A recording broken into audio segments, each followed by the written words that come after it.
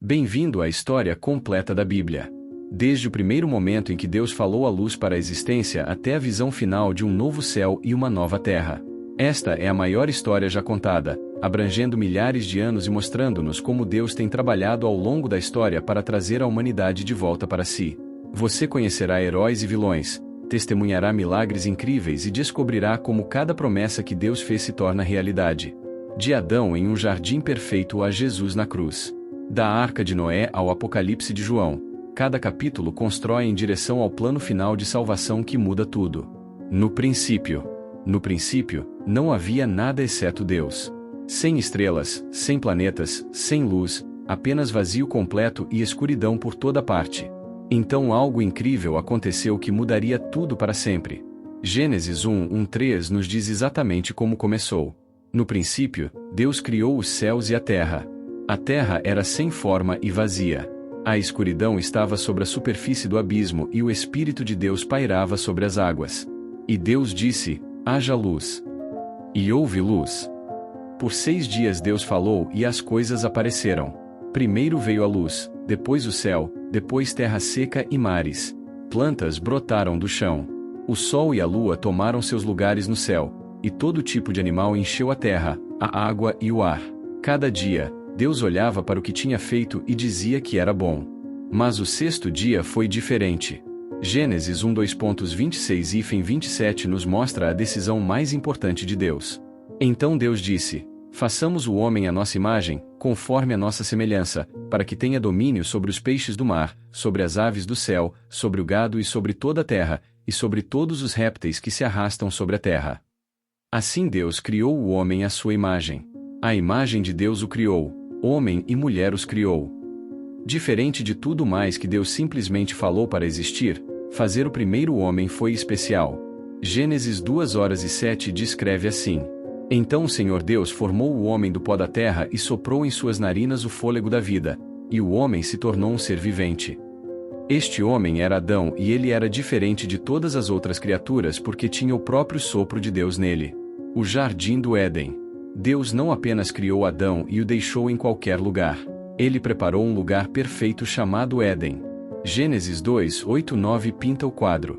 Ora, o Senhor Deus havia plantado um jardim no Oriente, no Éden, e ali pôs o homem que tinha formado. O Senhor Deus fez crescer do solo todo tipo de árvores agradáveis à vista e boas para alimento. No meio do jardim estavam a árvore da vida e a árvore do conhecimento do bem e do mal. Adão tinha tudo o que podia querer, mas Deus sabia que algo estava faltando. Gênesis 2:18 registra a observação de Deus. O Senhor Deus disse: não é bom que o homem esteja só. Farei uma auxiliadora adequada para ele. Então Deus trouxe cada animal a Adão para dar nome, mas nenhum era o companheiro certo para ele. A solução de Deus foi linda. Gênesis 2:21-22 nos conta.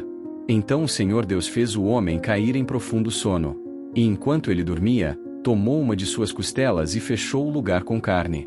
Então o Senhor Deus fez uma mulher da costela que tinha tirado do homem, e a trouxe ao homem.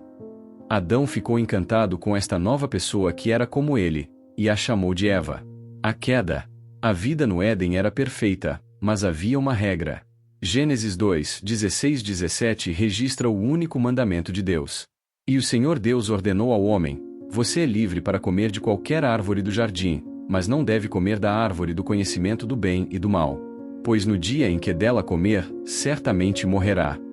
Tudo mudou quando a serpente apareceu.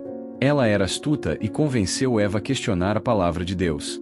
Gênesis 3:1 mostra como começou. Ora, a serpente era mais astuta que todos os animais selvagens que o Senhor Deus tinha feito. Ela disse à mulher: foi isso mesmo que Deus disse: não comam de nenhuma árvore do jardim. A serpente distorceu as palavras de Deus e fez Eva duvidar do que sabia ser verdade. Gênesis 3:4-5 registra sua mentira. Certamente não morrerão, disse a serpente à mulher. Pois Deus sabe que, no dia em que dela comerem, seus olhos se abrirão, e vocês serão como Deus, conhecendo o bem e o mal. O fruto parecia bom e a promessa de sabedoria era tentadora. Gênesis 3:6 nos conta o que aconteceu em seguida. Quando a mulher viu que a árvore era boa para alimento e agradável aos olhos, e também desejável para obter sabedoria, tomou do seu fruto e comeu. Ela também deu ao seu marido que estava com ela, e ele comeu. Tudo mudou naquele momento. Sua inocência se foi e eles sentiram vergonha pela primeira vez. Quando Deus veio andando no jardim, eles se esconderam dele. Mas Deus sabia o que tinha acontecido e o chamou. Gênesis 3, 9 e 11 mostra a confrontação. Mas o Senhor Deus chamou o homem: onde você está? Ele respondeu: ouvi você no jardim e tive medo porque estava nu, então me escondi. E ele disse: quem lhe disse que você estava nu? Você comeu da árvore da qual ordenei que não comesse?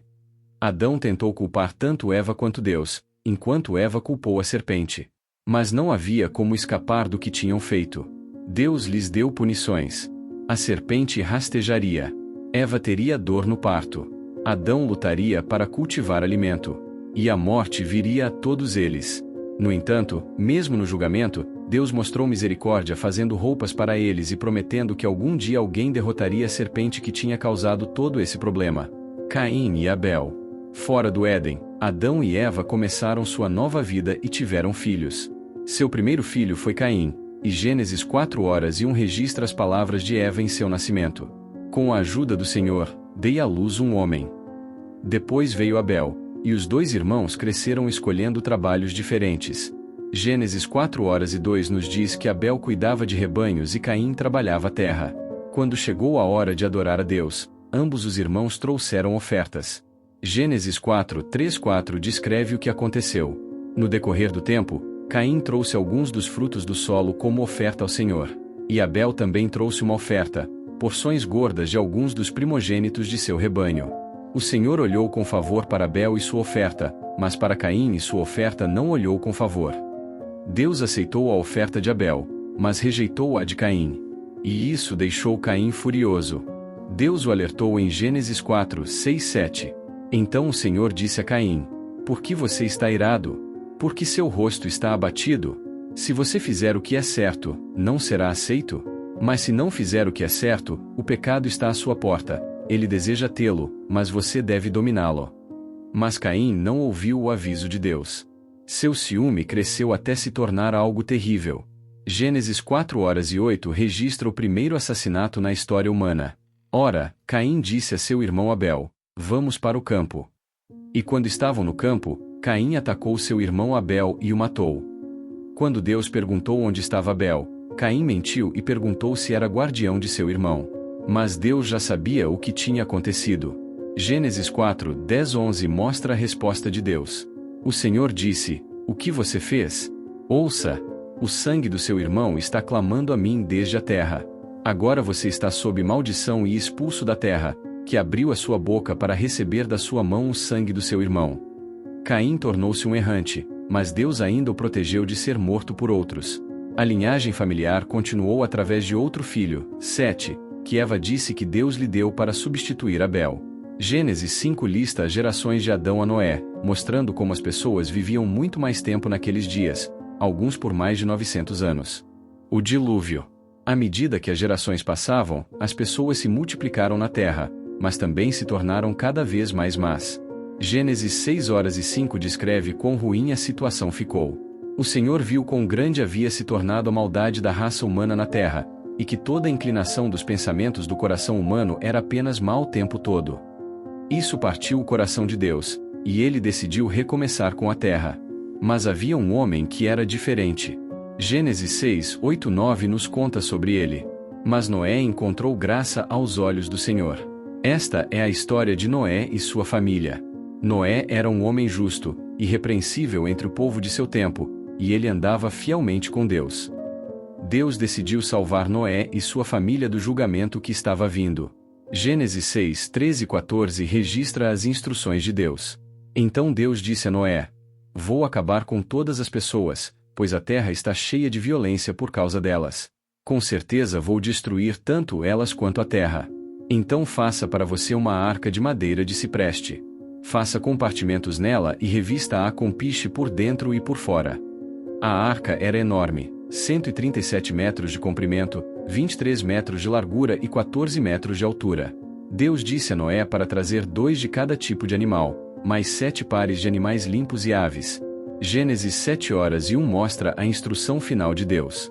O Senhor então disse a Noé: entre na arca, você e toda a sua família, porque vi que você é justo nesta geração.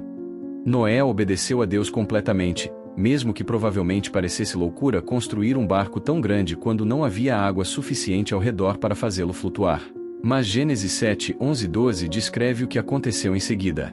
No ano 600 da vida de Noé, no 17º dia do segundo mês, naquele dia todas as fontes do grande abismo se romperam, e as comportas do céu se abriram, e a chuva caiu sobre a terra 40 dias e 40 noites. A água cobriu tudo, até as montanhas mais altas. Gênesis 7:21-23 nos conta o resultado. Todos os seres vivos que se moviam sobre a terra pereceram, aves, gado, animais selvagens, todas as criaturas que enxameiam sobre a terra e toda a humanidade. Tudo na terra seca que tinha fôlego de vida em suas narinas morreu. Todos os seres vivos sobre a face da terra foram exterminados. Pessoas, animais, criaturas que se movem pelo chão e aves foram exterminados da terra. Somente Noé restou, e aqueles com ele na arca. Por mais de um ano, Noé e sua família viveram na arca enquanto as águas lentamente baixavam. Finalmente, a arca pousou no Monte Ararat. Noé enviou aves para testar se a terra estava seca. E quando uma pomba retornou com uma folha de oliveira, ele soube que a água estava baixando. Gênesis 8:20 mostra o que Noé fez primeiro quando saiu. Então Noé construiu um altar ao Senhor e, tomando alguns de todos os animais limpos e aves limpas, sacrificou o holocausto sobre ele.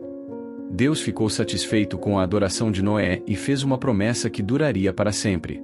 Gênesis 9:11-13 registra esta aliança. Estabeleço minha aliança com vocês. Nunca mais toda a vida será destruída por um dilúvio. Nunca mais haverá um dilúvio para destruir a terra. E Deus disse: este é o sinal da aliança que estou fazendo entre mim e vocês e toda criatura vivente com vocês, uma aliança para todas as gerações que virão. Coloquei meu arco-íris nas nuvens, e ele será o sinal da aliança entre mim e a terra. A Torre de Babel. Depois do dilúvio, os filhos de Noé tiveram muitos filhos, e as pessoas começaram a encher a terra novamente.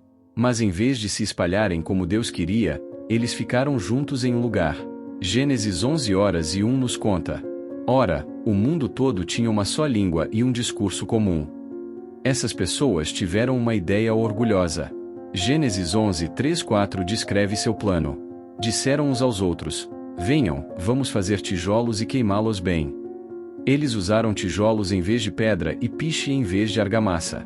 Então disseram: venham, vamos construir para nós uma cidade com uma torre que chegue aos céus, para que possamos fazer um nome para nós mesmos. Caso contrário, seremos espalhados pela face de toda a terra.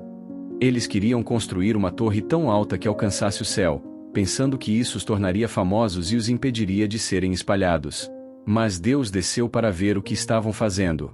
E ele não ficou satisfeito com seu orgulho. Gênesis 11:6-7 mostra a resposta de Deus. O Senhor disse: se como um só povo falando a mesma língua começaram a fazer isso, então nada do que planejarem fazer será impossível para eles. Venham, desçamos e confundamos a língua deles, para que não entendam uns aos outros. Deus confundiu sua língua para que não pudessem entender uns aos outros mais. Gênesis 11:8-9 nos conta o que aconteceu. Então o Senhor os espalhou dali por toda a terra, e eles pararam de construir a cidade. Por isso foi chamada Babel, porque ali o Senhor confundiu a língua de todo mundo. De lá o Senhor os espalhou pela face de toda a terra. É assim que diferentes línguas e nações começaram, e isso preparou o cenário para o próximo grande plano de Deus. Abraão. Na cidade de Ur vivia um homem chamado Abrão que adorava o único Deus verdadeiro enquanto todos ao seu redor adoravam ídolos. Um dia Deus falou com ele com uma oferta incrível. Gênesis 12:1-3 registra o chamado de Deus. O Senhor havia dito a Abrão: saia da sua terra, do meio dos seus parentes e da casa de seu pai, e vá para a terra que eu lhe mostrarei. Farei de você uma grande nação, e o abençoarei. Tornarei famoso o seu nome, e você será uma bênção. Abençoarei os que o abençoarem e amaldiçoarei os que o amaldiçoarem, e por meio de você todos os povos da terra serão abençoados. Esta foi uma promessa incrível. Deus ia fazer de Abrão uma grande nação, abençoá-lo e através dele abençoar o mundo inteiro. Gênesis 12:4 mostra a resposta de Abrão. Assim Abrão partiu, como o Senhor lhe tinha ordenado, e Ló foi com ele. Abrão tinha 75 anos quando saiu de Harã. Abrão levou sua esposa Sarai, seu sobrinho Ló e todas as suas posses e servos, e começou a caminhar em direção a uma terra que nunca tinha visto. Quando chegaram a Canaã, Deus apareceu a Abrão novamente. Gênesis 12:07 registra este momento. O Senhor apareceu a Abrão e disse: "À sua descendência darei esta terra." Então ele construiu ali um altar ao Senhor que lhe havia aparecido. Mas havia um problema com a promessa de Deus de fazer de Abrão uma grande nação. Abrão e Sarai não tinham filhos e estavam ficando velhos. Gênesis 15:2-3 mostra a preocupação de Abrão. Mas Abrão disse: "Senhor soberano, o que me darás, visto que continuo sem filhos e o herdeiro da minha casa é Eliezer de Damasco?" E Abrão disse: "Não me deste filhos. Então um servo da minha casa será meu herdeiro." Deus levou Abrão para fora e lhe mostrou as estrelas. Gênesis 15:5-6 registra a resposta de Deus. Ele o levou para fora e disse: "Olhe para o céu e conte as estrelas, se é que pode contá-las." Então lhe disse: "Assim será a sua descendência." Abrão creu no Senhor, e isso lhe foi creditado como justiça. Anos se passaram e ainda nenhum filho veio. Sarai sugeriu que Abrão tivesse um filho com sua serva Agar, o que era uma prática comum naqueles dias. Gênesis 16:15 nos conta. Então Agar deu à luz um filho a Abrão, e Abrão deu o nome de Ismael ao filho que ela havia dado luz. Mas este não era o filho que Deus havia prometido. Quando Abrão tinha 99 anos, Deus apareceu a ele novamente e mudou seu nome. Gênesis 17:05 explica: "Não mais será chamado Abrão. Seu nome será Abraão, pois eu o constituí pai de muitas nações." Deus também mudou o nome de Sarai para Sara e prometeu que ela teria um filho mesmo tendo 90 anos. Gênesis 18:10-14 mostra como esta promessa foi confirmada. Então um deles disse: "Certamente voltarei a você por volta desta época no próximo ano, e Sara, sua esposa, terá um filho." Ora, Sara estava ouvindo à entrada da tenda, que ficava atrás dele. Abraão e Sara já eram muito velhos, e Sara já havia passado da idade de ter filhos. Então Sara riu consigo mesmo ao pensar: "Depois de estar gasta e meu senhor ser velho, terei agora este prazer." Então o Senhor disse a Abraão: "Por que Sara riu e disse: Terei realmente um filho agora que estou velha? Há algo impossível para o Senhor? Voltarei a você no tempo determinado no próximo ano, e Sara terá um filho." Com certeza, Gênesis 21:1-3 registra o milagre. Ora, o Senhor foi gracioso com Sara como havia dito, e o Senhor fez por Sara o que havia prometido. Sara engravidou e deu à luz um filho a Abraão em sua velhice, no tempo exato que Deus lhe havia prometido. Abraão deu o nome de Isaque ao filho que Sara lhe deu. Isaque cresceu como o filho da promessa. Mas Deus tinha mais um teste para Abraão. Gênesis 22:1-2 descreve: Algum tempo depois, Deus pôs Abraão à prova. Ele lhe disse: "Abraão." "Eis-me aqui", respondeu ele. Então Deus disse: "Tome seu filho, seu único filho, a quem você ama, Isaque, e vá para a região de Moriá. Sacrifique-o ali como holocausto num dos montes que lhe indicarei." Esta era a coisa mais difícil que Deus poderia pedir. Mas Abraão confiou em Deus completamente. Ele levou Isaque ao monte, construiu um altar e estava prestes a sacrificar seu filho quando Deus o impediu.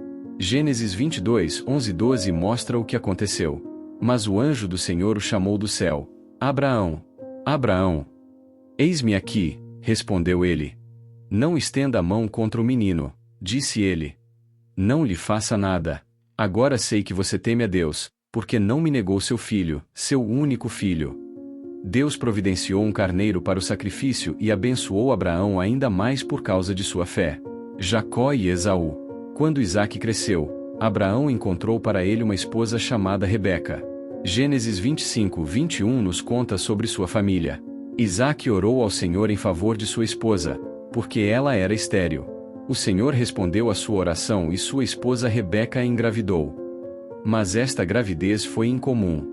Gênesis 25:22-23 descreve: Os bebês se empurravam dentro dela, e ela disse: "Por que está acontecendo isso comigo?"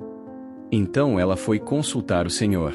O Senhor lhe disse: "2 nações estão em seu ventre, e 2 povos que saírem de você serão separados. um povo será mais forte que o outro, e o mais velho servirá ao mais novo. Quando os gêmeos nasceram, o primeiro era ruivo e peludo, então o chamaram de Esaú. O segundo saiu segurando o calcanhar de Esaú, então o chamaram de Jacó, que significa ele agarra o calcanhar. Gênesis 25 2.27 e 28 mostra como eles eram diferentes. Os meninos cresceram, e Esaú se tornou um caçador habilidoso, um homem do campo aberto, enquanto Jacó se contentava em ficar em casa entre as tendas. Isaque, que tinha gosto por caça, amava Esaú, mas Rebeca amava Jacó. Um dia, Esaú voltou para casa com muita fome da caça, e Jacó estava cozinhando ensopado. Gênesis 25, 29 e 34 registra o que aconteceu. Certa vez, quando Jacó estava cozinhando um ensopado, Esaú voltou do campo aberto, faminto. Ele disse a Jacó: "Rápido, deixe-me comer um pouco desse ensopado vermelho. Estou faminto." Jacó respondeu: "Primeiro, venda-me o seu direito de primogenitura." "Olhe, estou para morrer," disse Esaú. "De que me serve o direito de primogenitura?" Mas Jacó disse: "Jure para mim primeiro." Então ele jurou para ele, vendendo seu direito de primogenitura a Jacó. Então Jacó deu a Esaú pão e ensopado de lentilhas. Ele comeu e bebeu e depois se levantou e saiu. Assim Esaú desprezou seu direito de primogenitura.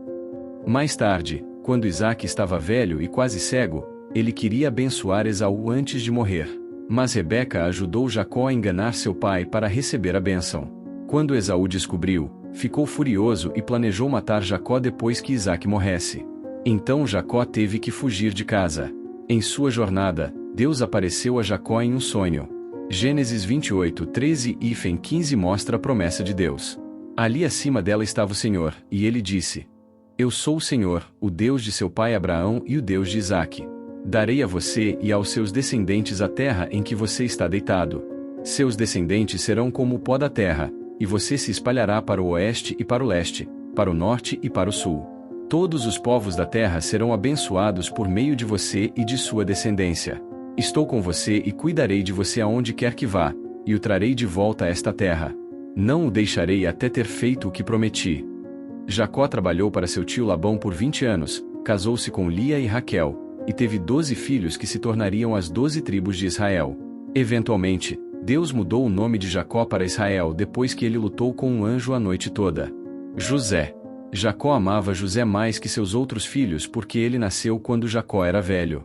Gênesis 37, 3 nos conta: "Ora, Israel amava José mais que todos os seus outros filhos, porque ele havia nascido quando ele já era velho, e fez para ele uma túnica ornamentada." Isso deixou os irmãos de José com ciúmes, especialmente quando José lhes contou sobre sonhos em que eles se curvavam a ele. Um dia, Jacó enviou José para verificar como estavam seus irmãos que estavam cuidando das ovelhas longe de casa. Gênesis 37, 18 e 20 mostra o que os irmãos planejaram. Mas eles o viram à distância e, antes que ele chegasse até eles, conspiraram para matá-lo. "Aqui vem aquele sonhador", disseram uns aos outros. "Venham agora, vamos matá-lo e jogá-lo numa dessas cisternas e dizer que um animal feroz o devorou. Então veremos o que acontece com seus sonhos." Rúben tentou salvar José sugerindo que apenas o jogassem numa cisterna, planejando resgatá-lo depois. Mas enquanto Rúben estava fora, os outros irmãos venderam José a mercadores que iam para o Egito. Gênesis 37, 28 registra: "Então, quando os mercadores midianitas passaram, seus irmãos puxaram José para fora da cisterna e o venderam por 20 ciclos de prata aos ismaelitas, que o levaram para o Egito." No Egito, José foi vendido a Potifar, um oficial importante. Gênesis 39, 2-4 mostra como Deus abençoou José. O Senhor estava com José, de modo que ele prosperou, e vivia na casa de seu senhor egípcio. Quando seu senhor viu que o Senhor estava com ele e que o Senhor dava-lhe sucesso em tudo o que fazia, José encontrou favor aos seus olhos e se tornou seu assistente. Potifar colocou-o encarregado de sua casa e confiou a seus cuidados tudo o que possuía.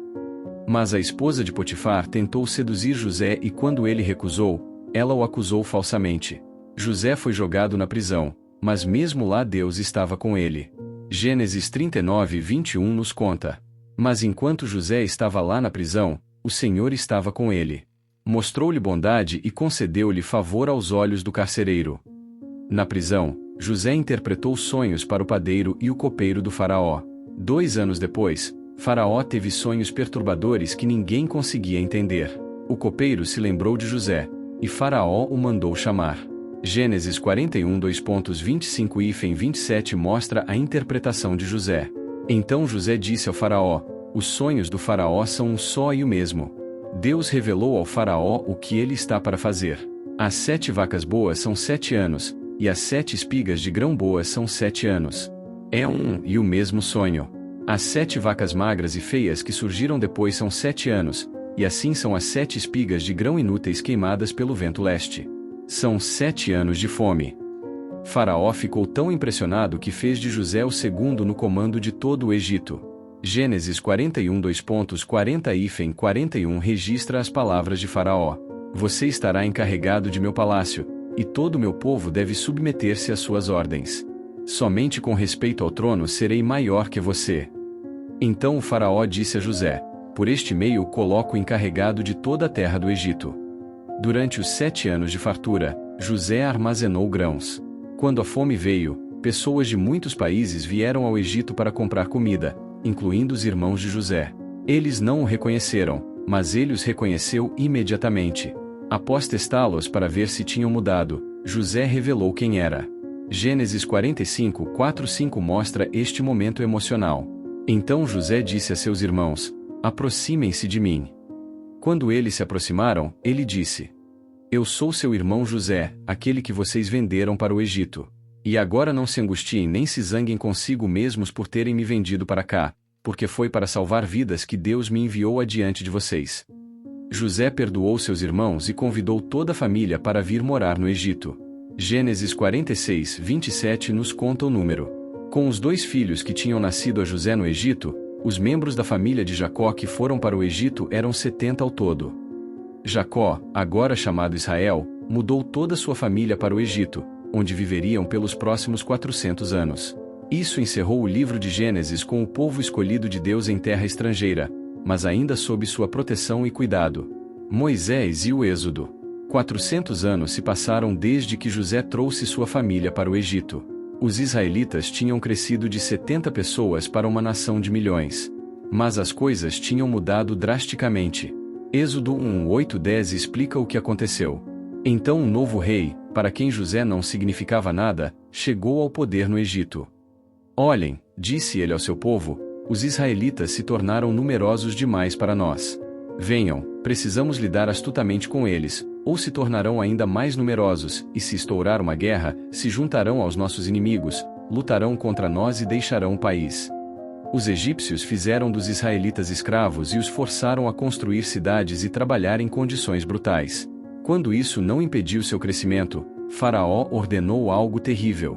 Êxodo 1:22 registra seu comando. Então Faraó deu esta ordem a todo o seu povo: todo menino hebreu que nascer, vocês devem jogar no Nilo, mas deixem viver toda menina. Uma mulher hebreia escondeu seu bebê por 3 meses, depois fez uma cesta e o colocou no rio onde a filha de Faraó o encontraria. Êxodo 2:5-6 nos conta o que aconteceu. Então a filha de Faraó desceu ao Nilo para banhar-se, e suas servas caminhavam ao longo da margem do rio. Ela viu a cesta entre os juncos e mandou sua escrava pegá-la. Ela a abriu e viu o bebê. Ele estava chorando, e ela sentiu pena dele. Este é um dos bebês hebreus, disse ela. A princesa adotou o bebê e o chamou de Moisés. Ele cresceu no palácio do faraó, mas nunca esqueceu que era hebreu. Quando tinha 40 anos, viu um egípcio espancando um escravo hebreu e matou o egípcio. Quando o faraó descobriu, Moisés teve que fugir para o deserto, onde se tornou pastor por 40 anos. Um dia, enquanto cuidava das ovelhas, Moisés viu algo incrível. Êxodo 3:2-4 descreve: ali o anjo do Senhor apareceu-lhe em chamas de fogo dentro de uma sarça. Moisés viu que, embora a sarça estivesse em chamas, ela não se consumia. Então Moisés pensou: vou me aproximar e ver esta visão estranha, porque a sarça não se queima. Quando o Senhor viu que ele tinha ido ver, Deus o chamou de dentro da sarça: Moisés, Moisés. E Moisés disse: eis-me aqui. Deus disse a Moisés que havia ouvido os clamores de seu povo no Egito e ia resgatá-los. Êxodo 3:10 mostra o plano de Deus. Então agora vá. Estou enviando você ao Faraó para tirar meu povo, os israelitas, do Egito. Moisés estava com medo e arranjou desculpas, mas Deus prometeu estar com ele e até deixou seu irmão Arão ajudá-lo a falar. As 10 pragas. Moisés e Arão foram ao Faraó e exigiram que ele deixasse o povo de Deus ir. Êxodo 5:1-2 registra este primeiro encontro. Depois, Moisés e Arão foram ao Faraó e disseram: Assim diz o Senhor, o Deus de Israel: Deixe meu povo ir para que possa realizar um festival para mim no deserto. Faraó disse: Quem é o Senhor para que eu lhe obedeça e deixe Israel ir? Não conheço o Senhor e não deixarei Israel ir. Em vez de deixá-los ir, Faraó tornou o trabalho deles ainda mais difícil. Então Deus enviou 10 pragas terríveis sobre o Egito para mostrar seu poder. O rio Nilo se transformou em sangue, rãs cobriram a terra, mosquitos enxamearam por toda parte, moscas encheram as casas, gado morreu, chagas dolorosas surgiram nas pessoas, granizo destruiu as plantações, gafanhotos comeram o que restou, trevas cobriram a terra por 3 dias. Cada vez que uma praga vinha, Faraó prometia deixar os israelitas irem. Mas quando ela parava, ele mudava de ideia. Finalmente, Deus anunciou a pior praga de todas. Êxodo 11:4-5 descreve: Então Moisés disse: Assim diz o Senhor, por volta da meia-noite passarei por todo o Egito. Todo primogênito no Egito morrerá, desde o filho primogênito de Faraó que se assenta no trono até o filho primogênito da escrava que está ao moinho, e todos os primogênitos do gado também. Mas Deus providenciou um meio para os israelitas serem protegidos. Êxodo 12:12-13 explica: Naquela mesma noite passarei pelo Egito e matarei todos os primogênitos, tanto de pessoas quanto de animais, e trarei julgamento sobre todos os deuses do Egito. Eu sou o Senhor. O sangue será um sinal para vocês nas casas onde estiverem. E quando eu vir o sangue, passarei por cima de vocês. Nenhuma praga destruidora os atingirá quando eu ferir o Egito. Cada família tinha que matar um cordeiro perfeito e colocar seu sangue nos umbrais das portas. Eles cozinharam o cordeiro e o comeram com pão sem fermento, prontos para partir rapidamente. Naquela noite, o anjo da morte passou pelo Egito. Mas quando ele viu o sangue, passou por cima daquelas casas. Êxodo 12:29-30 conta o que aconteceu. À meia-noite, o Senhor matou todos os primogênitos no Egito, desde o primogênito de Faraó que se assentava no trono até o primogênito do prisioneiro que estava na masmorra, e todos os primogênitos do gado também. Faraó, todos os seus oficiais e todos os egípcios se levantaram durante a noite, e houve grande lamentação no Egito, pois não havia casa sem alguém morto. Faraó finalmente os deixou ir, e os israelitas deixaram o Egito naquela mesma noite, após 430 anos vivendo lá. A travessia do Mar Vermelho. Cerca de 2 milhões de israelitas deixaram o Egito com seus rebanhos e gado. Mas Deus não os conduziu pelo caminho mais curto para a terra prometida. Êxodo 13:17-18 explica por quê. Quando Faraó deixou o povo ir, Deus não os conduziu pela estrada através do território filisteu, embora fosse mais curta. Pois Deus disse: se eles enfrentarem guerra, podem mudar de ideia e voltar ao Egito. Então Deus conduziu o povo ao redor pelo caminho do deserto em direção ao Mar Vermelho. Deus os guiou com um sinal especial. Êxodo 13:21-22 descreve: de dia o Senhor ia adiante deles numa coluna de nuvem para guiá-los no caminho, e de noite numa coluna de fogo para dar-lhes luz, a fim de que pudessem viajar de dia ou de noite. Nem a coluna de nuvem de dia nem a coluna de fogo de noite deixava seu lugar à frente do povo. Mas logo eles enfrentaram um problema terrível. Faraó mudou de ideia sobre deixá-los ir e os perseguiu com todo o seu exército. Êxodo 14:9-10 nos conta: os egípcios, todos os cavalos e carros de Faraó, cavaleiros e tropas, perseguiram os israelitas e os alcançaram enquanto acampavam junto ao mar, perto de Piairote, em frente a Baal-Zefon. Quando Faraó se aproximou, os israelitas olharam para cima, e lá estavam os egípcios marchando atrás deles. Ficaram aterrorizados e clamaram ao Senhor. O povo estava encurralado entre o exército egípcio e o Mar Vermelho. Eles entraram em pânico e culparam Moisés por trazê-los para morrer no deserto. Mas Moisés confiou em Deus completamente. Êxodo 14:13-14 registra sua resposta. Moisés respondeu ao povo: não tenham medo. Permaneçam firmes e verão o livramento que o Senhor trará hoje. Os egípcios que vocês veem hoje, nunca mais verão. O Senhor lutará por vocês, vocês só precisam ficar quietos. Então Deus fez algo incrível. Êxodo 14, 21 e 22 descreve o milagre. Então Moisés estendeu a mão sobre o mar. E durante toda aquela noite o Senhor afastou o mar com um forte vento leste e o transformou em terra seca. As águas foram divididas, e os israelitas passaram pelo mar em terra seca, com uma parede de água à sua direita e à sua esquerda.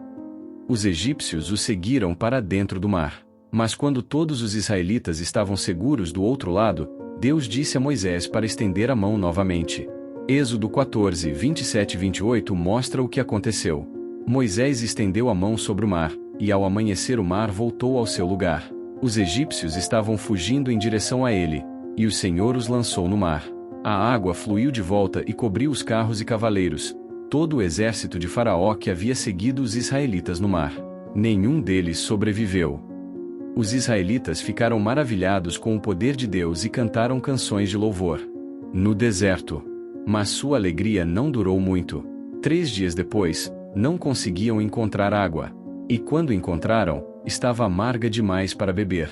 Eles reclamaram com Moisés, e Deus lhe mostrou como tornar a água doce. Isso se tornou um padrão no deserto. Quando ficaram sem comida, reclamaram. Então Deus enviou codornizes à noite e maná todas as manhãs, exceto no sábado. Êxodo 16, 14 e 15 descreve este alimento milagroso. Quando o orvalho se foi, flocos finos como geada no chão apareceram no solo do deserto. Quando os israelitas o viram, disseram uns aos outros: "O que é isso?" Pois não sabiam o que era. Moisés lhes disse: "É o pão que o Senhor deu a vocês para comer." Quando precisaram de água novamente, Deus disse a Moisés para golpear uma rocha com seu cajado e a água jorrou.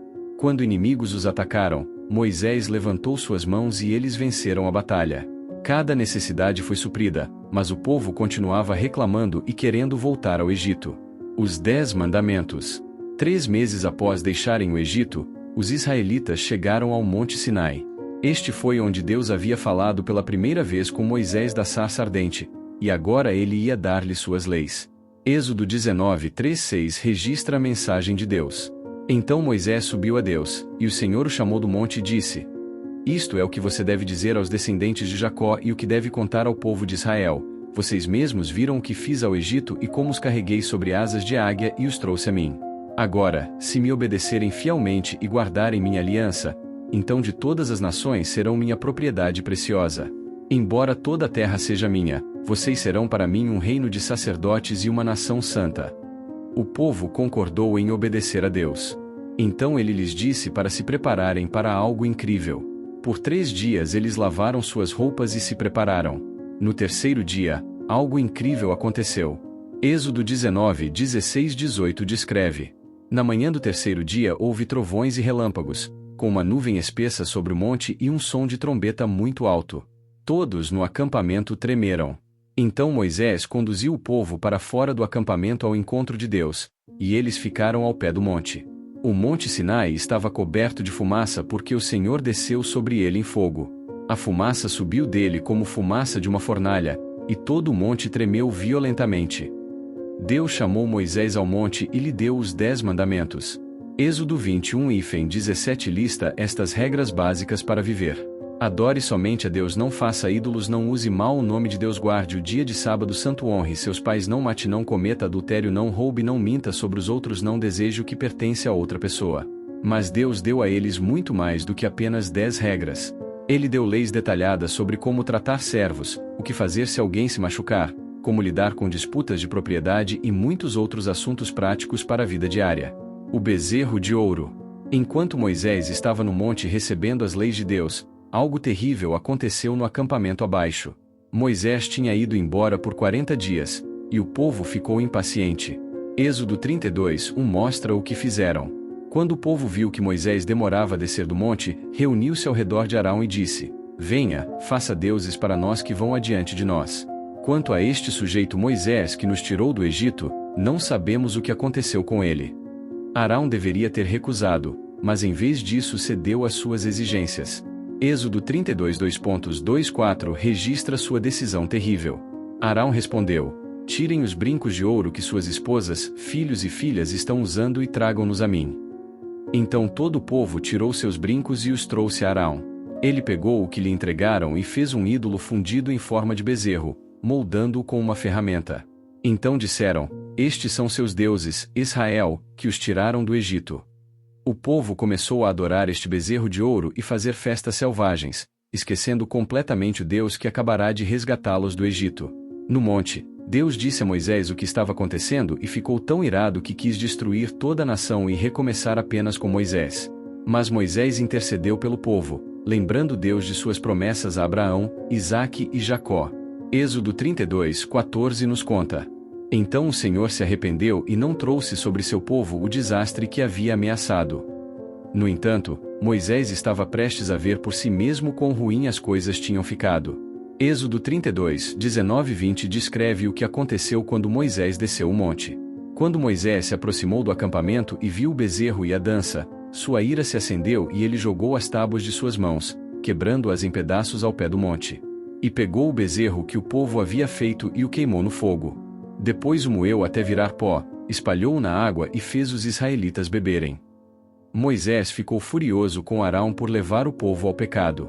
Ele chamou todos que ainda eram leais a Deus para virem até ele, e a tribo de Levi respondeu. Moisés ordenou que passassem pelo acampamento e executassem os piores infratores. Cerca de 3.000 pessoas morreram naquele dia por causa de sua rebelião. Moisés voltou ao monte para pedir a Deus que perdoasse o povo. Deus concordou em continuar conduzindo-os, mas disse que seu anjo iria com eles em vez de sua presença pessoal. Isso deixou Moisés muito triste e ele implorou a Deus para não os abandonar. Êxodo 33:15-16 mostra o pedido de Moisés. Então Moisés lhe disse: Se sua presença não vai conosco, não nos faça subir daqui. Como alguém saberá que está satisfeito comigo e com seu povo, a menos que vá conosco? O que mais nos distinguirá, a mim e ao seu povo, de todos os outros povos sobre a face da terra? Deus foi movido pela intercessão de Moisés e concordou em ir com eles pessoalmente. Ele também fez novas tábuas de pedra para substituir as que Moisés havia quebrado, e Moisés passou outros 40 dias no monte. Quando desceu desta vez, seu rosto brilhava tão intensamente por estar na presença de Deus que ele teve que usar um véu. Os espiões. Do Monte Sinai, os israelitas viajaram em direção à terra prometida. Quando chegaram à sua fronteira, Moisés enviou 12 espiões para explorar a terra e trazer um relatório. Números 13:2.27-28 mostra o que encontraram. Eles deram a Moisés este relato: Fomos à terra para a qual você nos enviou, e de fato ela mana leite e mel. Aqui está seu fruto. Mas o povo que vive lá é poderoso, e as cidades são fortificadas e muito grandes. Até vimos descendentes de Anak lá. 10 dos espiões ficaram com medo e disseram que seria impossível conquistar a terra. Apenas Josué e Calebe confiaram que Deus os ajudaria a vencer. Números 14:6-9 registra suas palavras encorajadoras. Josué, filho de Num, e Calebe, filho de Jefoné, que estavam entre os que haviam explorado a terra, rasgaram suas vestes e disseram a toda a assembleia israelita: A terra pela qual passamos e exploramos é extremamente boa. Se o Senhor se agradar de nós, nos conduzirá àquela terra, uma terra que mana leite e mel, e a dará a nós. Apenas não se rebelem contra o Senhor. E não tenham medo do povo da terra, porque os devoraremos. Sua proteção se foi, mas o Senhor está conosco. Não tenham medo deles. Mas o povo acreditou no relatório medroso em vez de confiar em Deus. Eles até falaram em escolher um novo líder e voltar ao Egito. Isso deixou Deus muito irado. Números 14:22-23 mostra seu julgamento. Nenhum dos que viram minha glória e os sinais que realizei no Egito e no deserto, mas que me desobedeceram e me testaram 10 vezes, nenhum deles jamais verá a terra que prometi sob juramento a seus ancestrais. Ninguém que me tratou com desprezo jamais haverá. Deus sentenciou toda a geração adulta a vagar no deserto por 40 anos até que todos morressem. Apenas Josué e Calebe seriam permitidos entrar na terra prometida porque tinham fé em Deus. Números 14:34 explica a punição. Por 40 anos, um ano para cada um dos 40 dias que vocês exploraram a terra, vocês sofrerão por seus pecados e saberão o que é ter-me contra vocês. 40 anos no deserto. Durante esses 40 anos, o povo continuou a reclamar e se rebelar. Uma vez reclamaram sobre o maná que Deus providenciava todos os dias. Então Deus enviou serpentes venenosas entre eles. Quando as pessoas estavam morrendo de picadas de cobra, confessaram seu pecado. Números 21, 8, 9 nos conta a solução de Deus. O Senhor disse a Moisés: faça uma serpente e coloque-a num poste. Qualquer um que for mordido pode olhar para ela e viver. Então Moisés fez uma serpente de bronze e a colocou num poste. E quando alguém era mordido por uma serpente e olhava para a serpente de bronze, vivia. Outra vez, alguns homens chamados Corá, Datã e Abirão se rebelaram contra a liderança de Moisés e alegaram que eles também deveriam poder oferecer sacrifícios. Deus abriu a terra e os engoliu vivos, depois enviou fogo para consumir 250 homens que haviam se juntado à sua rebelião. Até Moisés cometeu um erro que lhe custou caro. Quando o povo reclamou sobre não ter água, Deus disse a Moisés para falar com uma rocha e ela daria água. Mas Moisés estava irado com o povo e golpeou a rocha 2 vezes com seu cajado em vez de apenas falar com ela. Números 20, 10, 12 registra este incidente. Ele e Arão reuniram a assembleia diante da rocha e Moisés lhes disse: ouçam, rebeldes, devemos trazer água desta rocha para vocês? Então Moisés levantou o braço e golpeou a rocha 2 vezes com seu cajado. A água jorrou, e a comunidade e seu gado beberam. Mas o Senhor disse a Moisés e Arão: porque vocês não confiaram em mim o suficiente para me honrar como santo à vista dos israelitas, não conduzirão esta comunidade à terra que lhes dou. Por causa desta desobediência, Moisés também não seria permitido entrar na terra prometida. As leis de Deus. Enquanto os israelitas estavam no Monte Sinai, Deus lhes deu leis detalhadas sobre como adorá-lo e viver como seu povo santo. O livro de Levítico contém muitas dessas leis, especialmente sobre o sistema sacrificial. Levítico 1, 1, 2 mostra como essas leis foram dadas. O Senhor chamou Moisés e falou com ele da tenda da congregação. Ele disse: fale aos israelitas e diga-lhes: quando alguém dentre vocês trouxer uma oferta ao Senhor, traga como oferta um animal do rebanho ou do gado. Deus estabeleceu 5 tipos principais de sacrifícios. O holocausto era completamente queimado para mostrar dedicação total a Deus. A oferta de cereais era feita de farinha, azeite e incenso para agradecer a Deus por sua provisão. A oferta de paz era parcialmente comida pela pessoa que fazia o sacrifício para celebrar a paz com Deus. A oferta pelo pecado era para pecados não intencionais. A oferta pela culpa era para erros específicos que precisavam ser corrigidos. Estes sacrifícios eram importantes porque mostravam que o pecado é sério e requer pagamento. Levítico 17 horas e 11 explica por que o sangue era necessário. Pois a vida da criatura está no sangue, e eu o dei a vocês para fazer expiação por si mesmos no altar. É o sangue que faz expiação pela vida. Deus também estabeleceu dias santos especiais para o povo se lembrar do que ele havia feito por eles. O sábado era todo o 7º dia para descanso. A Páscoa lembrava sua fuga do Egito. O dia da expiação era quando o sumo sacerdote fazia sacrifício pelos pecados de toda a nação. A festa dos tabernáculos os lembrava de viver em tendas no deserto. Levítico também contém muitas leis sobre a vida diária. Alguns alimentos eram limpos e podiam ser comidos, enquanto outros eram impuros e proibidos. Havia leis sobre doenças de pele, mofo em casas e muitos outros assuntos práticos. Levítico 19 horas e 18 contém um dos mandamentos mais importantes. Não busquem vingança nem guardem rancor contra alguém dentre seu povo, mas amem seu próximo como a si mesmos. Eu sou o Senhor. O objetivo de todas essas leis era tornar Israel diferente das nações ao seu redor. Levítico 20 horas e 26 declara o propósito de Deus. Vocês devem ser santos para mim porque eu, o Senhor, sou santo, e os separei das nações para serem meus. O censo. O livro de Números recebe seu nome de 2 censos que Deus ordenou a Moisés fazer dos israelitas. O primeiro censo foi feito logo após deixarem o Monte Sinai. Números 1, 2, 3 registra as instruções de Deus. Faça um censo de toda a comunidade israelita por seus clãs e famílias, listando cada homem pelo nome, 1 a 1. Você e Arão devem contar, de acordo com suas divisões, todos os homens em Israel que têm 20 anos ou mais e são capazes de servir no exército. Este censo contou 603.550 homens combatentes, o que significava que a população total era provavelmente mais de 2 milhões de pessoas. Cada tribo recebeu um lugar específico para acampar ao redor do tabernáculo e uma ordem específica para marchar quando se moviam. A tribo de Levi era especial porque Deus os escolheu para cuidar do tabernáculo em vez de lutar no exército. Números 3, 11 e 13 explica por quê. O Senhor também disse a Moisés: tomei os levitas dentre os israelitas em lugar de todo primogênito de toda mulher israelita. Os levitas são meus. pois todos os primogênitos são meus. Quando matei todos os primogênitos no Egito, separei para mim todo primogênito em Israel, seja humano ou animal. Eles devem ser meus. Eu sou o Senhor.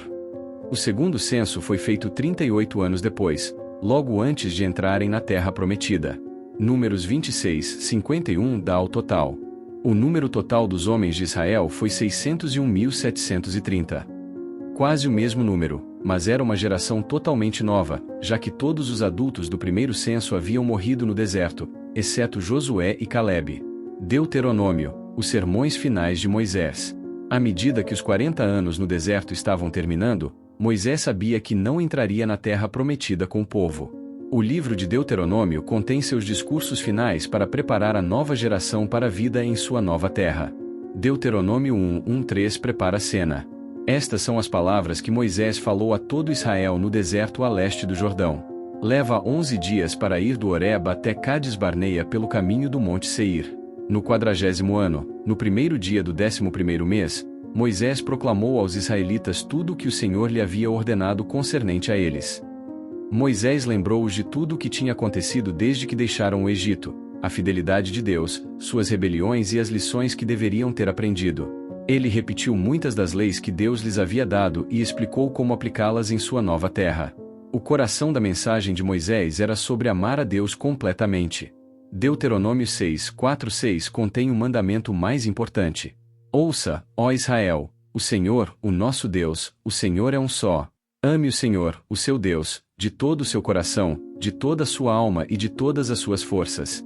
Estes mandamentos que hoje lhe dou estarão em seu coração. Moisés os alertou sobre as tentações que enfrentariam na terra prometida.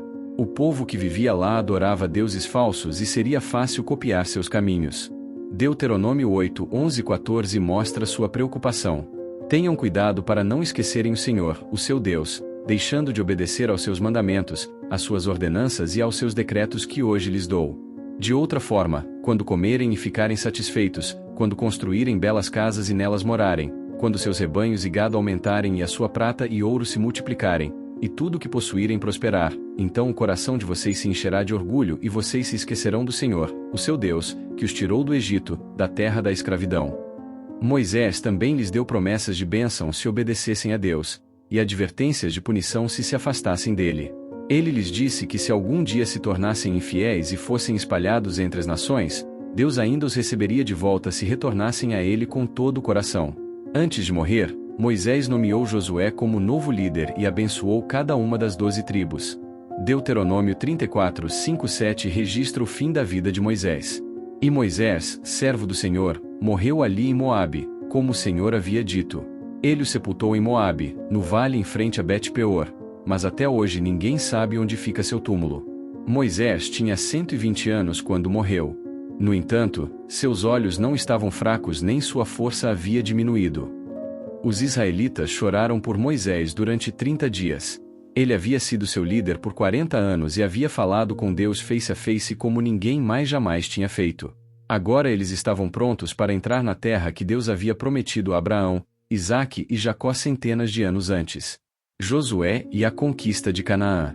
Depois que Moisés morreu, Deus escolheu Josué para liderar os israelitas para a terra prometida. Josué havia sido assistente de Moisés por 40 anos e era um dos únicos 2 espiões que haviam confiado em Deus para lhes dar a vitória. Agora era a hora dele assumir a liderança. Josué 1:3 registra a comissão de Deus. Depois da morte de Moisés, servo do Senhor, o Senhor disse a Josué, filho de Num, auxiliar de Moisés: Moisés, meu servo, está morto. Agora, pois, você e todo este povo preparem-se para atravessar o rio Jordão e entrar na terra que estou prestes a dar a eles, aos israelitas. Darei a vocês todo lugar onde pisarem, como prometi a Moisés. Deus prometeu estar com Josué assim como havia estado com Moisés. Mas Josué precisava ser forte e corajoso. A tarefa à frente era enorme: conquistar uma terra cheia de cidades fortificadas e exércitos poderosos. Mas Deus o assegurou de que ninguém seria capaz de resistir contra ele enquanto obedecesse às leis de Deus. Antes de atravessar o rio, Josué enviou secretamente 2 espiões para explorar Jericó, a primeira cidade que precisariam conquistar. Os espiões ficaram com uma mulher chamada Raabe que vivia no muro da cidade. Quando o rei de Jericó soube dos espiões, enviou soldados para capturá-los. Mas Raabe os escondeu em seu telhado sob talos de linho. Raabe havia ouvido sobre todos os milagres que Deus havia feito por Israel, e ela acreditava que o Deus deles era o verdadeiro Deus. Josué 2, 9 e 11 registra suas palavras aos espiões. Sei que o Senhor deu esta terra a vocês e que um grande medo de vocês caiu sobre nós, de modo que todos os habitantes desta terra estão se derretendo de medo por causa de vocês. Ouvimos como o Senhor secou as águas do Mar Vermelho para vocês quando saíram do Egito, e o que fizeram a Sion e Og, os dois reis dos amorreus a leste do Jordão, que vocês destruíram completamente. Quando ouvimos sobre isso, nossos corações se derreteram de medo e o ânimo de todos falhou por causa de vocês. Pois o Senhor, o seu Deus, é Deus em cima nos céus e embaixo na terra. Os espiões prometeram poupar Raabe e sua família quando conquistassem a cidade, desde que ela pendurasse um cordão escarlate de sua janela e mantivesse sua visita em segredo. Ela os ajudou a escapar baixando-os pela parte externa do muro da cidade com uma corda. Quando os espiões retornaram, deram a Josué um relatório encorajador. Josué 2 horas e 24 mostra sua confiança. Disseram a Josué: o Senhor certamente deu toda a terra em nossas mãos. Todo o povo está se derretendo de medo por nossa causa. Atravessando o Jordão. 3 dias depois, era a hora de atravessar o rio Jordão. Mas havia um problema. Era a época de colheita, e o rio estava em estágio de inundação, muito mais largo e profundo que o normal. Como 2 milhões de pessoas com seus animais e posses poderiam atravessar? Deus tinha um plano que os lembraria da travessia do Mar Vermelho 40 anos antes. Josué 3, 15 e 16 descreve o milagre. Ora, o Jordão transborda em todas as suas margens durante todo o tempo da colheita. No entanto, assim que os sacerdotes que carregavam a arca chegaram ao Jordão e seus pés tocaram a beira da água, a água que vinha de rio acima parou de fluir. Ela se acumulou em monte a uma grande distância, em uma cidade chamada Adã, nas proximidades de Zaretã.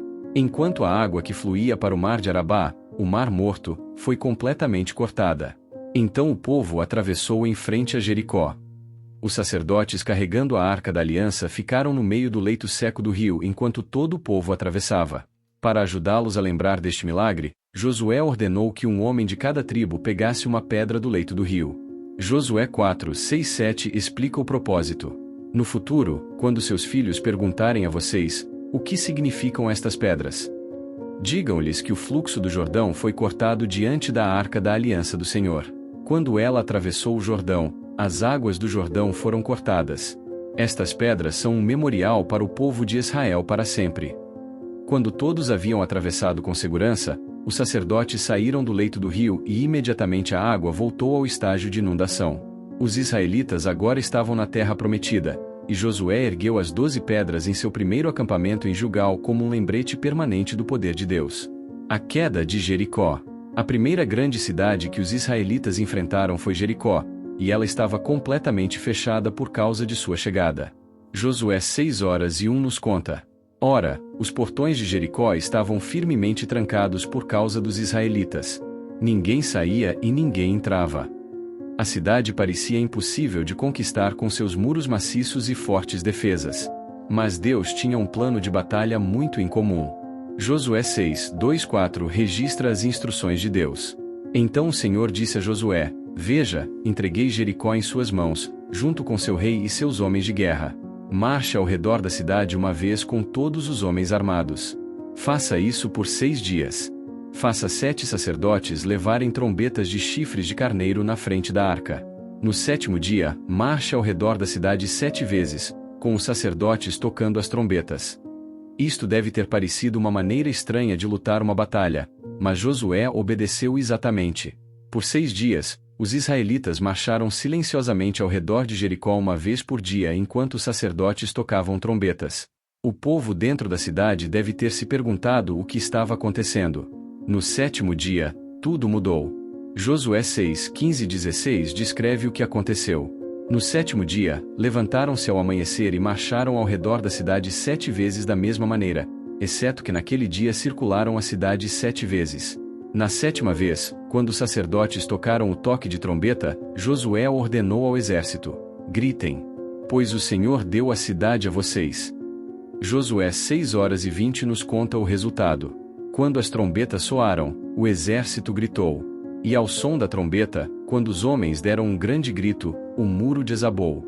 Então todos avançaram direto e tomaram a cidade. Os muros maciços de Jericó caíram completamente planos, e os israelitas capturaram a cidade exatamente como Deus havia prometido. Eles destruíram tudo na cidade, exceto Raabe e sua família, que foram poupados porque ela havia ajudado os espiões. Toda a prata, ouro e artigos de bronze e ferro foram tomados para o tesouro de Deus, mas tudo mais foi queimado. O pecado de Acã. No entanto, um homem desobedeceu ao mandamento de Deus sobre as coisas consagradas. Acã secretamente pegou alguns itens para si e os escondeu em sua tenda. Este pecado trouxe desastre sobre toda a nação quando atacaram a próxima cidade. Ai era uma cidade muito menor que Jericó, então Josué enviou apenas cerca de 3.000 homens para atacá-la. Mas algo chocante aconteceu. Os homens de Ai derrotaram os israelitas e os perseguiram. Josué 7:05 registra o resultado devastador, que mataram cerca de 36 deles. Eles perseguiram os israelitas desde o portão da cidade até as pedreiras e os abateram nas encostas. Com isso, os corações do povo se derreteram de medo e se tornaram como água. Josué ficou confuso e com o coração partido. Ele caiu de rosto perante Deus e perguntou por que isso havia acontecido. Deus lhe disse que alguém havia tomado coisas consagradas e todo o acampamento estava sob julgamento até que a pessoa culpada fosse encontrada e punida. Através de um processo de lançar sortes, Deus revelou que Acã era o culpado. Josué 7:20-21 registra a confissão de Acã. Acã respondeu: "É verdade. Pequei contra o Senhor, o Deus de Israel. Isto é o que fiz. Quando vi no despojo uma bela túnica da Babilônia, 200 siclos de prata e uma barra de ouro pesando 50 siclos, cobicei-os e os peguei. Eles estão escondidos no chão dentro de minha tenda, com a prata por baixo." Acã e toda sua família foram apedrejados até a morte por este pecado. E então os israelitas conseguiram conquistar Ai. Isso mostrou a eles quão sério era obedecer a Deus completamente. A conquista da terra. A partir daí, Josué liderou a conquista de toda a terra. Eles lutaram muitas batalhas contra coalizões de reis que tentaram pará-los. Às vezes Deus lhes deu vitória através de milagres, como o dia em que fez o sol parar para que tivessem luz do dia suficiente para completar sua vitória. Josué 10:12-13 descreve este evento incrível. No dia em que o Senhor entregou os amorreus aos israelitas, Josué disse ao Senhor na presença de Israel: "Sol, pare sobre Gibeon, e você, lua, sobre o vale de Aijalon." Então o sol parou e a lua parou até a nação se vingar de seus inimigos, como está escrito no livro de Jazar. O sol parou no meio do céu e atrasou seu pôr por cerca de um dia inteiro. Outras vezes eles venceram através de estratégia cuidadosa e luta árdua. Algumas cidades eles destruíram completamente, enquanto outras conquistaram e ocuparam. A conquista levou cerca de 7 anos, e no final, controlavam a maior parte da terra que Deus havia prometido dar a eles. Dividindo a terra. Depois que a conquista principal foi concluída, era a hora de dividir a terra entre as 12 tribos. Esta era uma tarefa enorme, já que áreas diferentes tinham vantagens diferentes.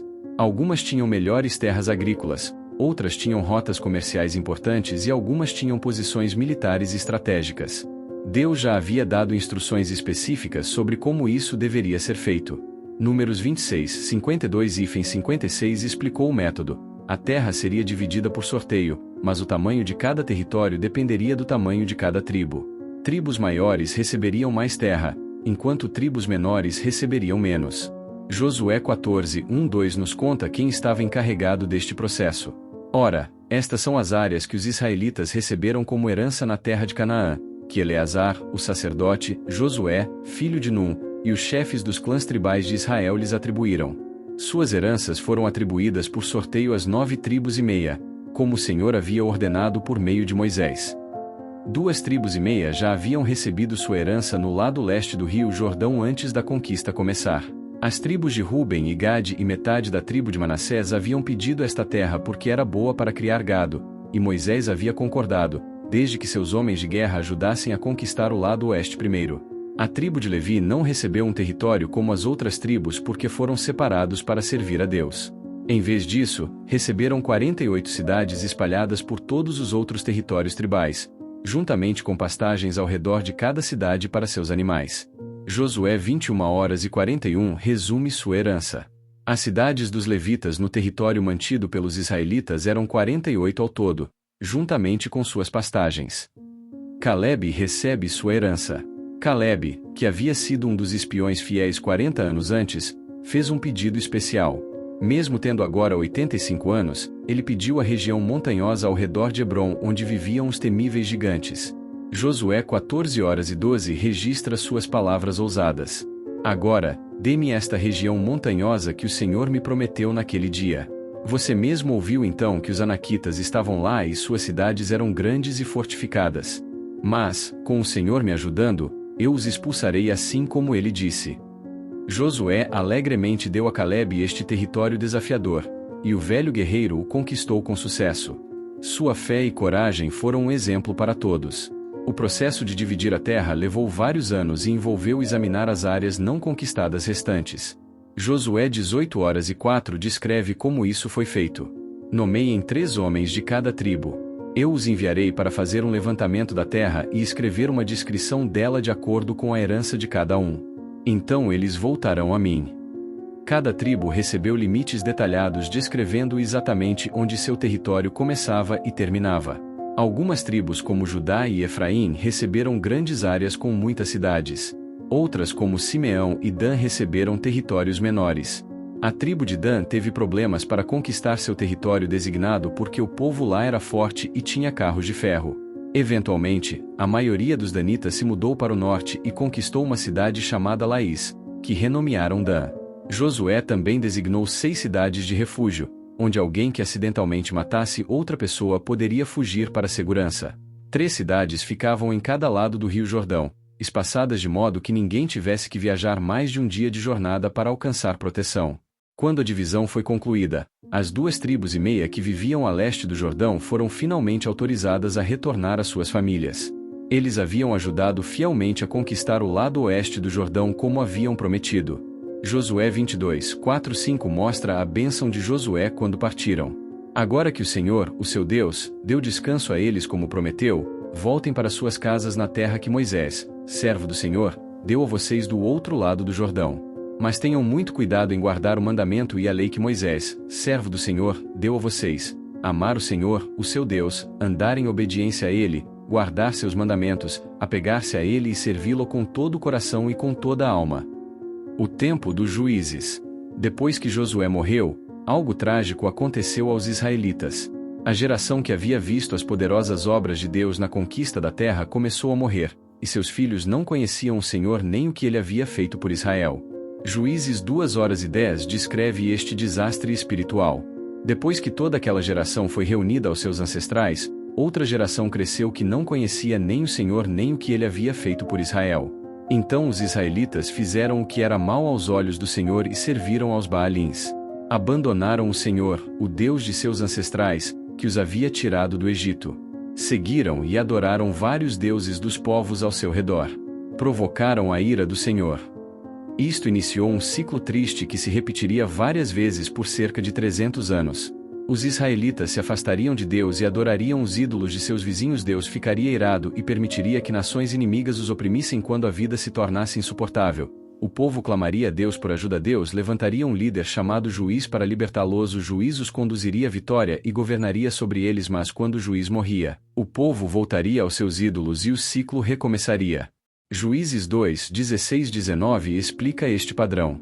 Então o Senhor levantou juízes que o salvaram das mãos desses invasores. No entanto, não ouviriam seus juízes, mas se prostituíram a outros deuses e os adoraram. Rapidamente se desviaram dos caminhos de seus ancestrais, que haviam sido obedientes aos mandamentos do Senhor. Sempre que o Senhor levantava um juiz para eles, ele estava com o juiz e o salvava das mãos de seus inimigos enquanto o juiz vivesse. Pois o Senhor se compadecia porque gemiam sob aqueles que os oprimiam e afligiam. Mas quando o juiz morria, o povo retornava a caminhos ainda mais corruptos que os de seus ancestrais, seguindo outros deuses e servindo-os e adorando-os. Recusavam-se a abandonar suas práticas más e caminhos obstinados. Alguns dos juízes. A primeira opressão veio de Cusã-Risataim, rei de Arã, que governou sobre Israel por 8 anos. Quando o povo clamou, Deus levantou Otniel, sobrinho de Calebe, que derrotou o inimigo e trouxe paz por 40 anos. Depois que Otniel morreu, os israelitas pecaram novamente, e Deus permitiu que Eglon, rei de Moabe, os conquistasse. Por 18 anos, os israelitas tiveram que pagar pesados impostos a este rei gordo. Então Deus levantou um homem canhoto chamado Eude, que fez uma espada de 2 gumes e a escondeu sob suas roupas. Quando foi entregar dinheiro de tributo ao rei Eglon, pediu uma reunião privada e assassinou o rei. Então escapou e liderou Israel à vitória sobre os moabitas. O ciclo continuou com opressão pelos filisteus e libertação por Sangar, que matou 600 filisteus com uma aguilhada de bois. Cada vez o povo seria fiel por um tempo, depois retornaria à idolatria quando seu libertador morresse. Item 1 e sua mão esquerda no outro, Sansão disse: "Deixe-me morrer com os filisteus." Então ele empurrou com toda sua força, e o templo desabou sobre os governantes e todo o povo nele. Assim ele matou muitos mais quando morreu do que enquanto viveu. Mas a história de Sansão também era trágica porque ele desperdiçou seus dons através de escolhas ruins. Ele se apaixonou por uma mulher filisteia chamada Dalila, que continuava tentando descobrir o segredo de sua força.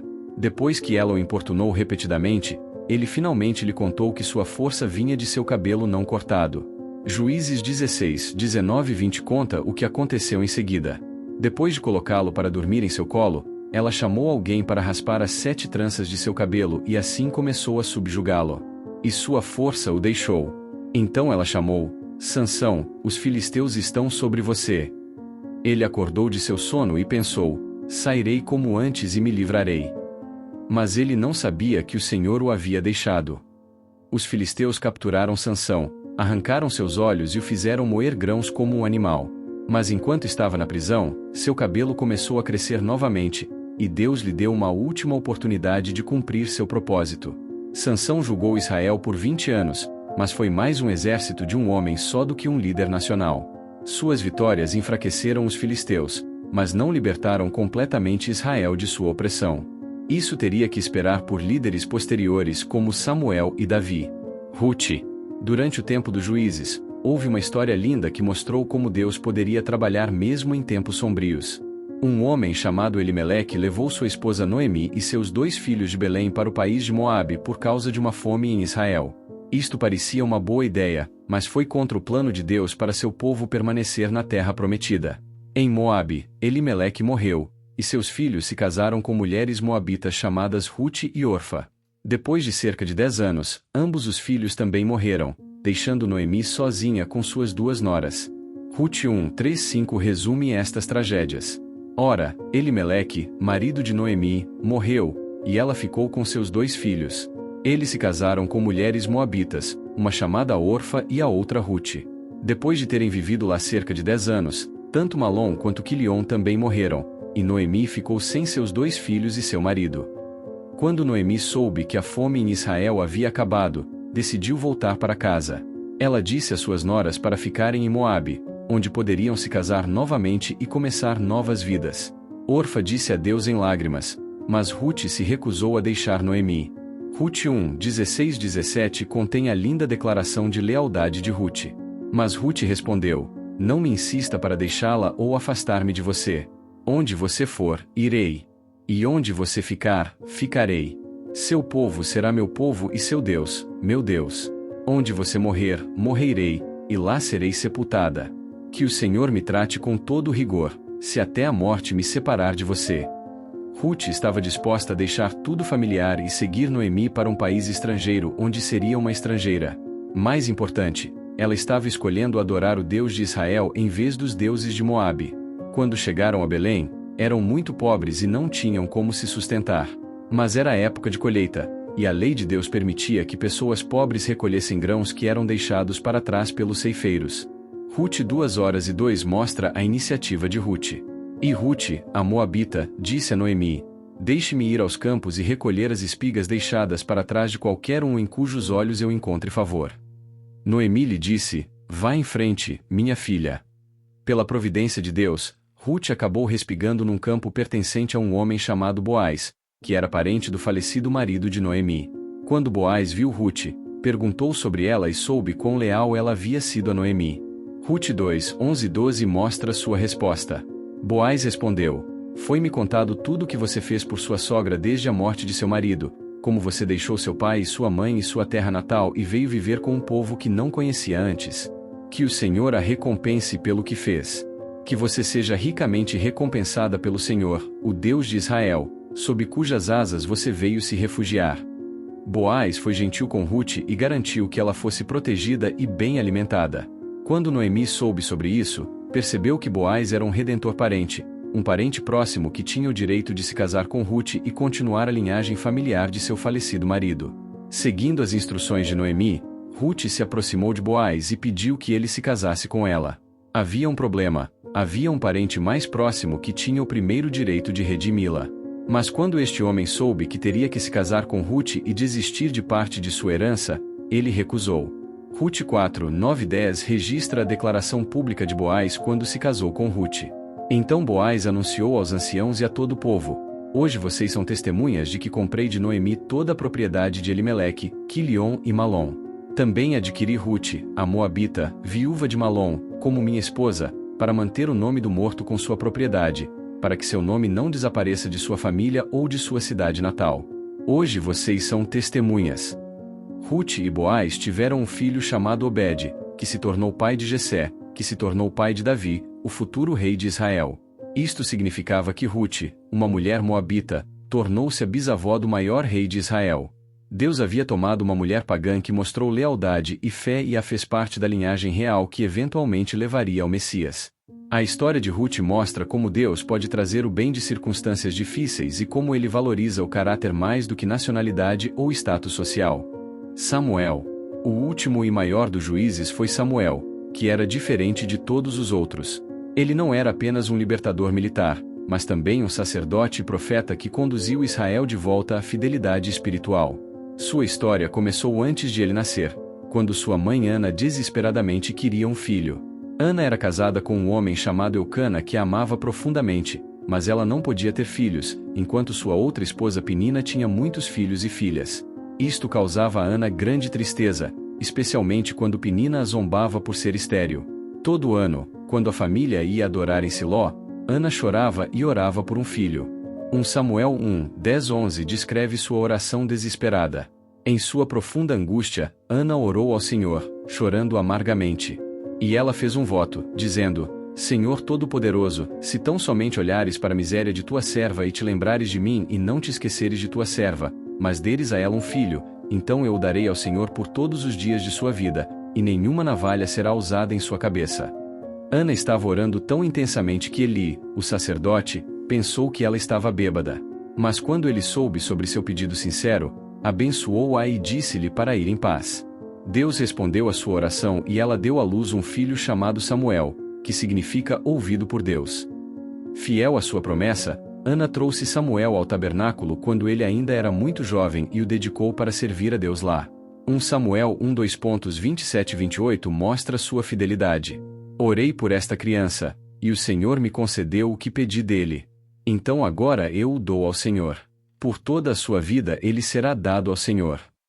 Samuel cresceu servindo no tabernáculo sob a supervisão de Eli.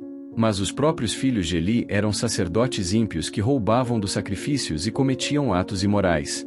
Deus estava irado com eles e planejava julgar sua família. Uma noite, quando Samuel ainda era menino, Deus o chamou enquanto ele dormia. A princípio Samuel pensou que era Eli chamando, mas depois que isso aconteceu 3 vezes, Eli percebeu que Deus estava falando com o menino. 1 Samuel 3, 9 e 10 mostra o que aconteceu em seguida. Então Eli disse a Samuel: Vai e deite-se, e se ele chamar você, diga: Fala, Senhor, pois teu servo está ouvindo. Então Samuel foi e se deitou em seu lugar. O Senhor veio e ficou ali, chamando como das outras vezes: Samuel, Samuel. Então Samuel disse: Fala, pois teu servo está ouvindo. Deus disse a Samuel que ia julgar a família de Eli por causa da impiedade de seus filhos. Esta era uma notícia difícil para um menino entregar, mas Samuel fielmente relatou tudo o que Deus lhe havia dito. À medida que Samuel crescia, Deus estava com ele e o estabeleceu como profeta. 1 Samuel 3, 19 e 20 nos conta sobre sua reputação. O Senhor estava com Samuel enquanto ele crescia, e não deixou que nenhuma de suas palavras caísse por terra. E todo Israel, de Dan a Berseba, reconheceu que Samuel era confirmado como profeta do Senhor. A exigência por um rei. Durante a liderança de Samuel, os filisteus capturaram a Arca da Aliança em batalha e a levaram para suas cidades. Mas onde quer que levassem a arca, Deus enviava pragas e desastres até que fossem forçados a enviá-la de volta a Israel com ofertas para apaziguar o Deus de Israel. Samuel chamou o povo ao arrependimento e os conduziu a uma grande vitória sobre os filisteus em Mispá. Por muitos anos ele viajou em circuito julgando Israel e conduzindo-os na adoração. Sob sua liderança, o povo voltou a Deus e experimentou paz. Mas quando Samuel envelheceu, o povo fez um pedido que partiu seu coração. 1 Samuel 8:4-5 registra o que aconteceu. Então todos os anciãos de Israel se reuniram e vieram a Samuel em Ramá. Disseram-lhe: Você está velho e seus filhos não seguem seus caminhos. Agora nomeie um rei para nos liderar, como tem todas as outras nações. Samuel ficou desapontado porque sabia que este pedido mostrava que o povo estava rejeitando Deus como seu rei. Deus disse a Samuel para avisá-los sobre o que ter um rei humano custaria a eles. Ele recrutaria seus filhos para seu exército, tomaria suas filhas para servir em seu palácio, taxaria suas colheitas e rebanhos, e os tornaria seus servos. 1 Samuel 8:19-20 mostra que o povo não se importou com estes avisos. Mas o povo se recusou a ouvir Samuel. Não, disseram. Queremos um rei sobre nós. Então seremos como todas as outras nações, com um rei para nos liderar e sair diante de nós e lutar nossas batalhas. Deus disse a Samuel para dar-lhes o que queriam, embora não fosse seu melhor plano para eles. A era dos juízes estava terminando, e a era dos reis estava prestes a começar. Samuel havia sido fiel como o último juiz, conduzindo Israel de volta a Deus e preparando-os para o próximo capítulo de sua história. Mas a exigência do povo por um rei mostrou que eles ainda não confiavam totalmente em Deus para ser seu líder e protetor. Saul, o primeiro rei. Quando o povo exigiu um rei, Deus disse a Samuel para encontrar um homem chamado Saul, que era da tribo de Benjamim. Saul era um homem de aparência impressionante, alto, bonito e de uma família rica. 1 Samuel 9:2 o descreve. Quis tinha um filho chamado Saul, um jovem tão bonito quanto se podia encontrar em qualquer lugar de Israel, e ele era uma cabeça mais alto que qualquer outra pessoa. Saul não estava procurando se tornar rei quando Deus o escolheu. Ele estava simplesmente procurando os jumentos perdidos de seu pai quando encontrou Samuel. O profeta secretamente ungiu Saul com óleo e lhe disse que Deus o havia escolhido para governar Israel. 1 Samuel 10:1 registra este momento. Então Samuel pegou um frasco de azeite de oliva e o derramou sobre a cabeça de Saul e o beijou, dizendo: Não ungiu o Senhor você como governante sobre sua herança? Para confirmar que esta era realmente a escolha de Deus, Samuel disse a Saul que ele encontraria pessoas específicas e teria certas experiências em seu caminho para casa. Tudo aconteceu exatamente como Samuel previu, incluindo Saul profetizando com um grupo de profetas, o que mudou completamente seu coração. Quando Samuel reuniu todo Israel para apresentar seu novo rei, Saul estava tão nervoso que se escondeu entre a bagagem. Mas quando o encontraram e o trouxeram para frente, o povo ficou impressionado com sua aparência e gritou: Viva o rei! O primeiro teste de Saul como rei veio quando os amonitas ameaçaram atacar a cidade de Jabes de Gileade. O rei inimigo ofereceu um tratado de paz cruel. Ele pouparia a cidade somente se pudesse arrancar o olho direito de cada pessoa que vivesse lá. Quando Saul ouviu sobre esta ameaça, o Espírito de Deus veio poderosamente sobre ele. 1 Samuel 11:6-7 descreve a resposta de Saul. Quando Saul ouviu suas palavras, o Espírito de Deus veio poderosamente sobre ele, e ele se encheu de ira. Pegou um par de bois, cortou-os em pedaços e enviou os pedaços por mensageiros por todo Israel, proclamando: Isto é o que será feito aos bois de quem não seguir Saul e Samuel. Então o terror do Senhor caiu sobre o povo, e eles saíram juntos como um só. Saul reuniu um exército enorme e derrotou completamente os amonitas, resgatando Jabes de Gileade. Esta vitória estabeleceu sua reputação como líder militar e convenceu quaisquer céticos de que Deus realmente o havia escolhido para ser rei. Por um tempo, Saul governou bem e venceu muitas batalhas contra os inimigos de Israel. Mas gradualmente o orgulho começou a afetar seu julgamento. A queda de Saul. O primeiro grande problema veio quando os filisteus se reuniram para a guerra e Samuel estava atrasado para chegar para oferecer o sacrifício pré-batalha. Saul ficou impaciente e decidiu oferecer o sacrifício ele mesmo, embora somente sacerdotes devessem fazer isso. 1 Samuel 13 2.13-14 mostra a resposta de Samuel quando chegou. Você fez uma coisa tola, disse Samuel. Você não guardou o mandamento que o Senhor, o seu Deus, lhe deu. Se tivesse guardado, ele teria estabelecido seu reino sobre Israel para todo o tempo. Mas agora seu reino não perdurará. O Senhor buscou um homem segundo seu coração e o nomeou governante de seu povo, porque você não guardou o mandamento do Senhor. Este foi apenas o começo dos problemas de Saul. Mais tarde, Deus ordenou que ele destruísse completamente os amalequitas e tudo o que possuíam como punição por como haviam atacado Israel no deserto. Mas Saul desobedeceu mantendo os melhores animais vivos e poupando o rei Agag. Quando Samuel o confrontou sobre esta desobediência, Saul arranjou desculpas e alegou que havia salvado os animais para sacrificar a Deus. 1 Samuel 15 2.22-23 contém a resposta famosa de Samuel. Mas Samuel respondeu: Tem o Senhor tanto prazer em holocaustos e sacrifícios quanto em obedecer ao Senhor? Obedecer é melhor que sacrificar, e dar ouvidos é melhor que a gordura de carneiros. Pois rebelião é como o pecado de adivinhação, e arrogância como o mal da idolatria. Porque você rejeitou a palavra do Senhor, ele o rejeitou como rei.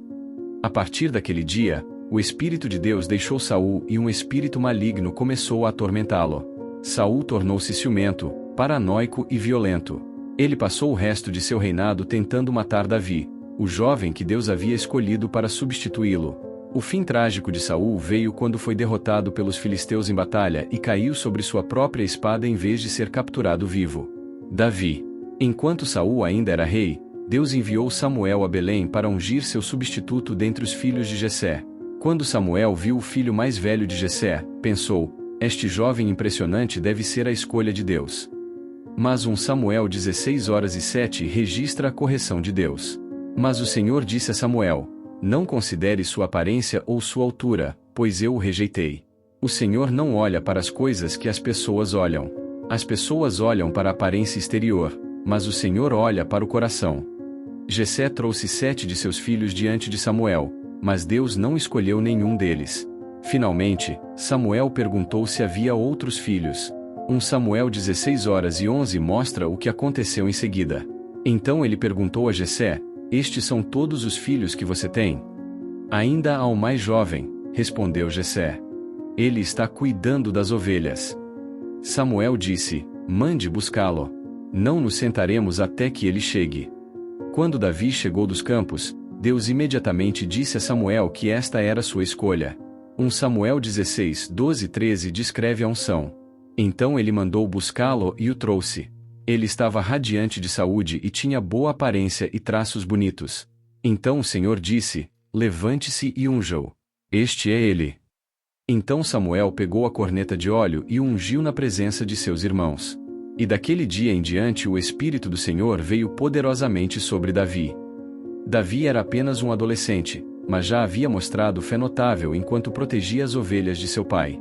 Ele havia matado tanto um leão quanto um urso com as mãos nuas quando ameaçaram o rebanho. Esta coragem o preparou para seu momento mais famoso quando os filisteus desafiaram Israel a enviar um campeão para lutar contra seu guerreiro gigante Golias. Todos os soldados de Israel estavam aterrorizados.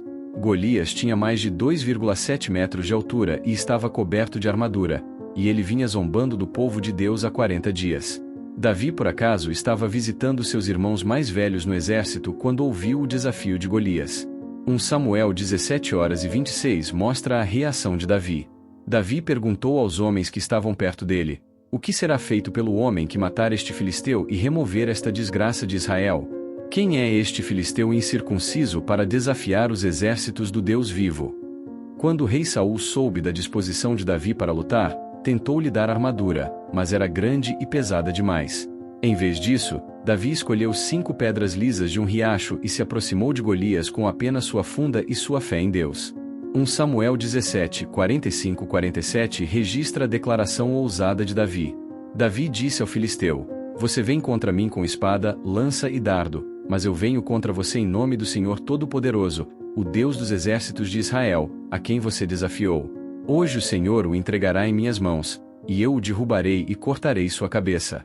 Hoje mesmo darei os cadáveres do exército filisteu às aves e aos animais selvagens. E o mundo inteiro saberá que há um Deus em Israel. Todos os reunidos aqui saberão que não é por espada ou lança que o Senhor salva.